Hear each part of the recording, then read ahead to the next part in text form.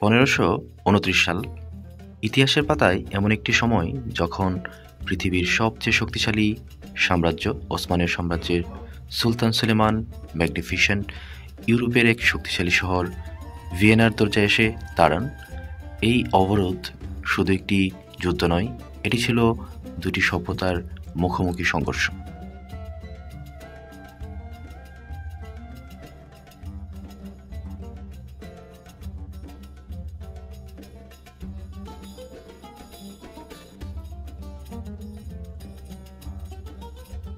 সুলতান সুলেমানের শাসনামল ছিল ইসলামী সভ্যতার একটি সোনালী যুগ।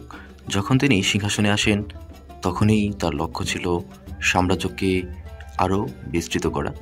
তিনি পূর্বে পারস্য, দক্ষিণে মিশর এবং পশ্চিমে ইউরোপের গুরুত্বপূর্ণ অংশগুলো দখল করেন। কিন্তু তার সবচেয়ে সাহসী পদক্ষেপ ছিল ইউরোপের কেন্দ্রভূমি ভিয়েনাকে দখল করা।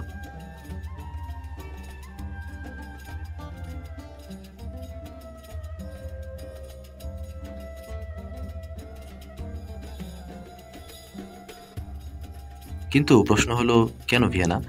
কারণ ভিয়েনা ছিল ইউরোপের প্রতিরক্ষা ব্যবস্থার প্রাণকেন্দ্র। এটি ছিল পবিত্র রোমান সাম্রাজ্যের একটি গুরুত্বপূর্ণ শহর এবং সেখান থেকে ইউরোপীয় শক্তিগুলো অসমানীয়দের বিরুদ্ধে তাদের প্রতিরক্ষা করে তুলেছিল। যদি সুলতান ভিয়েনা জয় করতে পারতেন, তবে পুরো ইউরোপের উপর অসমানীয়দের দখল নিশ্চিত হয়ে যেত।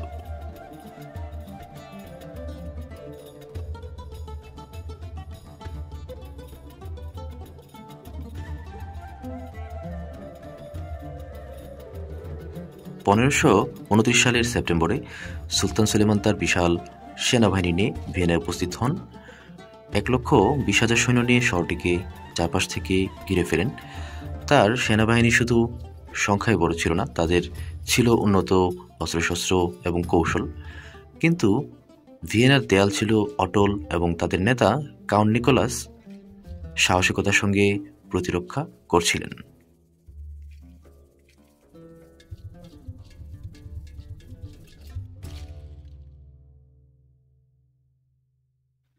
শহরের ভিতরে ইউরোপীয়রা সাহসিকতার সঙ্গে তাদের শহর রক্ষা করতে মরিয়া ছিল। তাদের প্রতিরক্ষা শক্তি ওসমানীয় সেনাবাহিনীর জন্য বড় বাধা হয়ে দাঁড়ায়।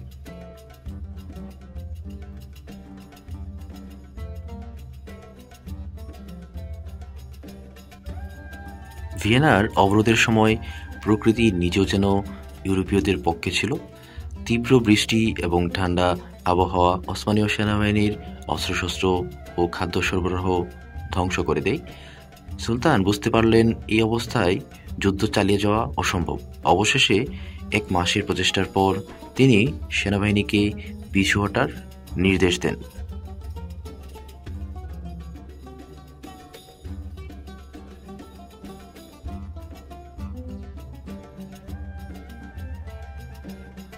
ভিয়েনার এই অবরোধ ওসমানীয় সাম্রাজ্যের ইউরোপ জয়ের স্বপ্নে একটি বড় ধাক্কা দেয়। এটি ছিল তাদের প্রথম বড় পরাজয়, যা ইউরোপের ভবিষ্যৎ ইতিহাসকে পরিবর্তন করে দেয়। এই অবরোধ না হলে হয়তো আজ ইউরোপের মানচিত্র সম্পূর্ণ ভিন্ন হতো।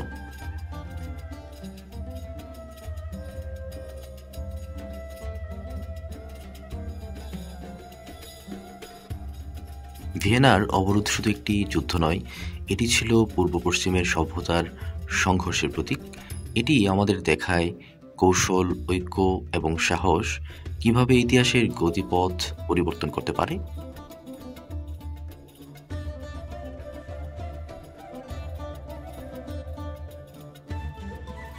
সুলতান সুলেমান এবং ভিয়েনার অবরোধের গল্প আমাদের ইতিহাসের এক গুরুত্বপূর্ণ শিক্ষা দেয়।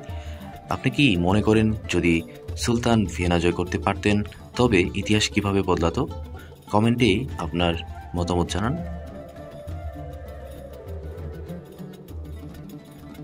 ইতিহাসের আরও অজানা গল্প জানতে SMKK তে সাবস্ক্রাইব করুন।